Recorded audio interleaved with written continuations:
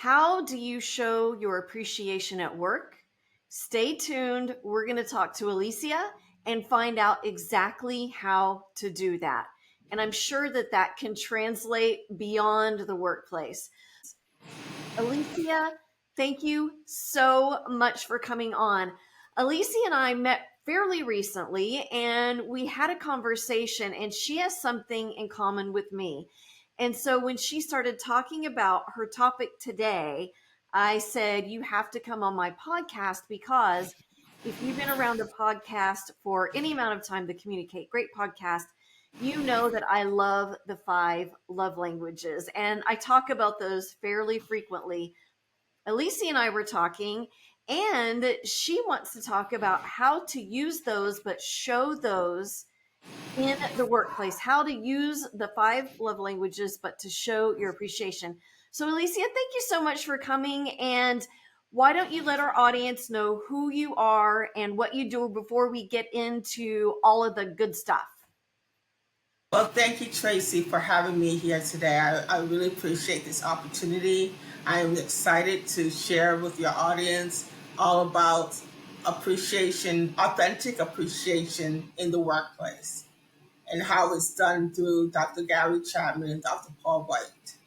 A little bit about myself. I live in the state of Rhode Island. I'm a doctoral student online at Grand Canyon University, which is a brick and mortar school in Phoenix, Arizona. My program of study is organizational leadership with an emphasis on organizational development, qualitative research. And so I bring that up because it very much aligns with what I do and how I see organizations as whole entities with leadership and staff. And what I do is to help leadership have a better way to communicate authentic appreciation and using neuroscience as well with their staff so that we'll have motivated staff, a participatory work culture, and people who genuinely feel valued and appreciated in the job that they're doing for the organization. And that is huge. I mean, I know that I've worked at places where I felt I was not necessarily appreciated. And I know that that is the story that so many of us have. And yes, Dr. Gary Chapman is the one that came up with the 5 love languages. And by the way, if you want to learn more about those, go back to our podcast, and we maybe it was a year 2023, maybe 2022, I'm not exactly sure which year, but anyhow, we took 1 week and we went through each of the 5 love languages for each of those weeks. And so we went through all of those, and you can go learn more about those if you want to learn more about those, and I would suggest that you do. So, okay, Alicia, so let's go ahead and get into it. You talked about communicating appreciation at work. And obviously, we are all about communication and we give tips and tricks. So go ahead and talk to us about how to communicate that appreciation in the workplace. Oh, absolutely. Yes. I'm so happy to hear that you did a week by week lesson on the 5 love languages. What I want to present is the 5 languages of appreciation in the workplace. Again, the author is Dr. Gary Chapman, but in this case, where he put it into a corporate setting, he partnered with Dr. Paul White, who is a very well known psychologist and businessman at the same time.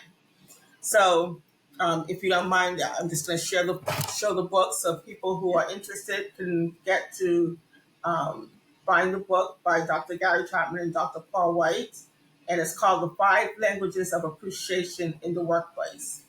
Now, the philosophy is the same as the 5 love languages.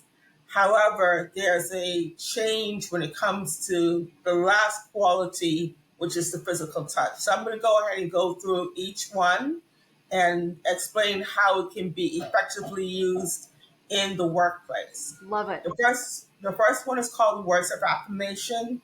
And words of affirmation is saying a positive word to your person whose primary or secondary language is words of affirmation.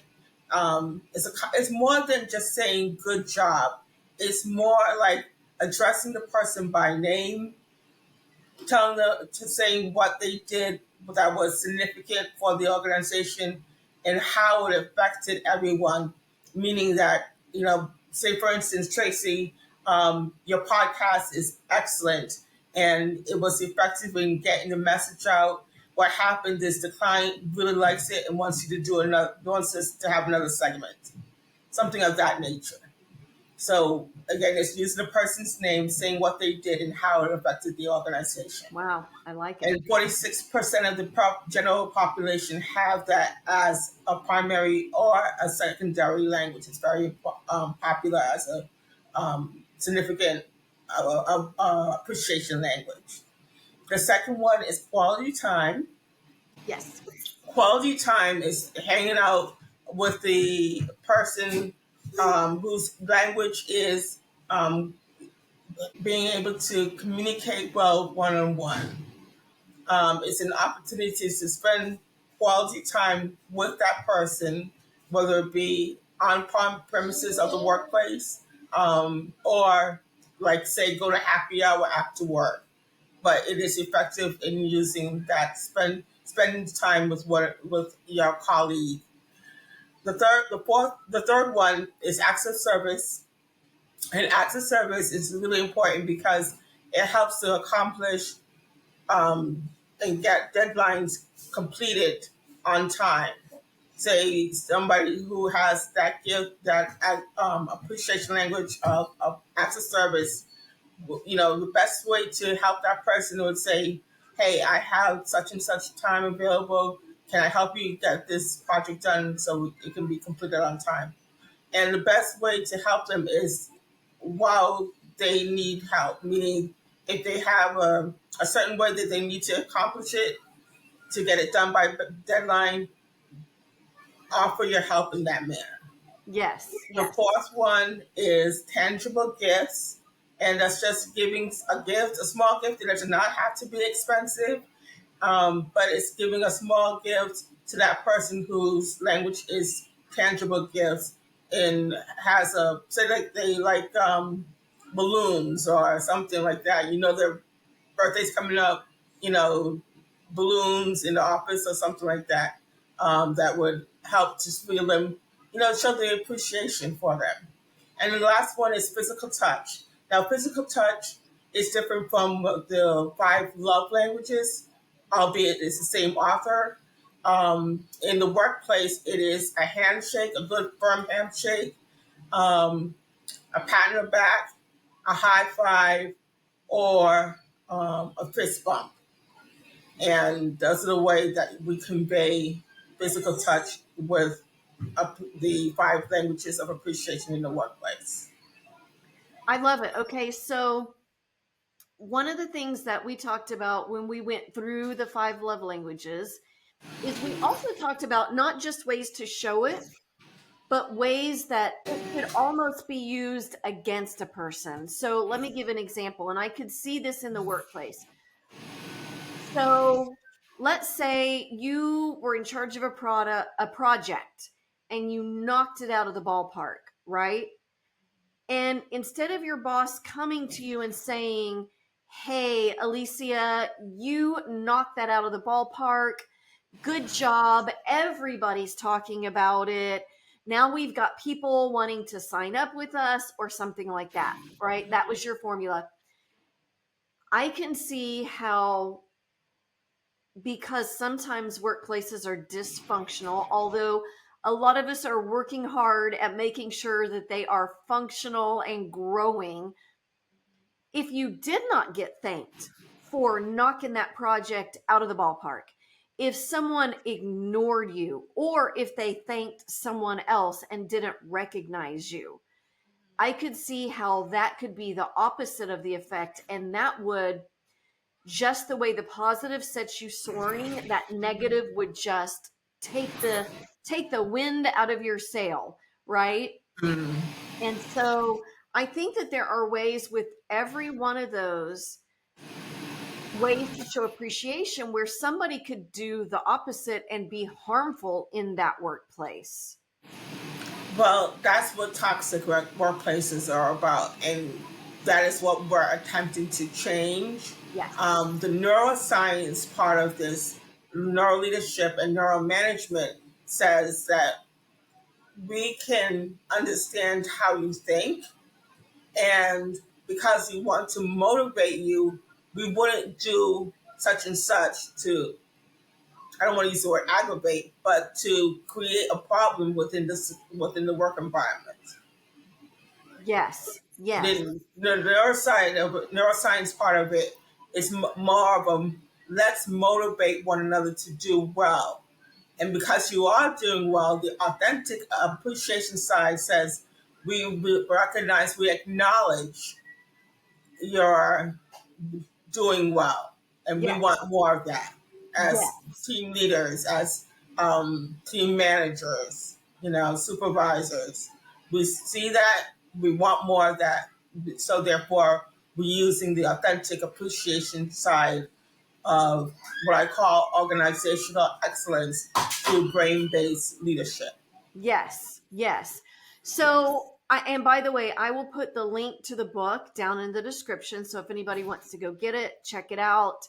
I recommend it. I have the book. Obviously, Alicia has the book, and this is what she's basing what she does on. So I know that, and I know you were going to talk about this later, but I want to go ahead and bring it up now. I know that you were part of a book and that you wrote a piece on forgiveness. Do you want to talk about that? Sure, absolutely. Thank you for the opportunity to talk about it. Yeah, I was part of a 12-woman team, including the leader of the team, and we had an opportunity on August 7th to speak at King's College, Cambridge, England. Um, we did some of us went and some of us stayed virtually. I stayed, happy to stay virtually. um, but the book that we wrote was presented at the end of the conference. So Right. the conference was about sustainability and resilience in a global economy, a global changing world, something to that nature. Sustainability and resilience was the key topic. And so we all spoke, I spoke on neuroscience and authentic appreciation in the workplace. The forgiveness book was introduced, and it's the book on forgiveness, and it's on Amazon now. It's already best selling because it's global, since it was in a global research Yes. conference. Um, the exciting thing about it is we all wrote our own stories, and mine was the story, The Power to Forgive. And we're all true stories about how we overcame situations through forgiveness and how well we are doing in our lives today. So it was just a great opportunity to share our personal stories and help people to understand that you can forgive, even though the person never comes to you that did the wrong and says, "I'm sorry." You can forgive, you can heal, and you can live a good, better life afterward. Yes. It's funny that you talk about that because forgiveness is one of the things that a lot of people don't understand, right? Some people think, "Oh, if I forgive them, it's basically saying I'm okay with what you did." And that's just not the case. No, it's You not. can forgive someone and it's still not okay what they did. They're Right. just choosing to move on. Yes.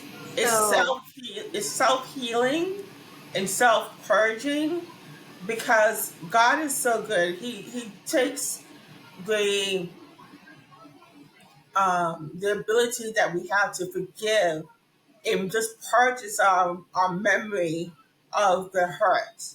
It's almost as if he said, you know what, somebody meant wrong, and those are the negative forces that are in existence in this world to meant to do you wrong, but I'm going to turn it and make it so that this has never happened to you before, as if it was never happened to you before, mhm. and it purges you because I don't know if you want to go into what I wrote in my book, Sure. but Mine's was about being molested at the age of 15 by somebody that I respected. We in my culture, we're always taught to respect your elders, people of authority. You respect them and you look up to them. Well, somebody did me wrong at the age of 15, and I had never had a boyfriend or anything like that, and molested me. And I was like, at that time, I swore to myself I wouldn't say anything to cause a problem unless I found out it was done to somebody else that I knew. Well, 7 years later, 6 years later, it was done to somebody else that I knew, and I spoke up to defend my friend who had that done to her, and it caused a little bit of a problem, but not enough of a problem to have that person removed out of his position of authority. Again, a few years later, it happened again, and this time 9 women spoke up. 9 women spoke up about this person, and they removed the person from the position of authority. Mm. I'm so grateful that you spoke up. Sadly, it took so long, but I'm just grateful because now that person can't hurt somebody else. Yes. So I'm so thankful to you for your courage. I know that had to have taken so much courage to stand up and say, this happened to me. It wasn't okay. It needs to stop. Yes. So, yeah, I'm just grateful that you did that. Yeah. Okay. All right. So, I will also put the link to the book in the description. And is there anything else before we close out that you want to share with the audience? I just want to say thank you for this opportunity. This is great. I really appreciate it very much. I'm so glad you came on. I'm glad that we are now connected. And I'm looking forward to what else that we can do together. So, Alicia, thank you so much for coming on. I Thank you, appreciate it. Tracy. All right, everybody, we will see you next time. Bye.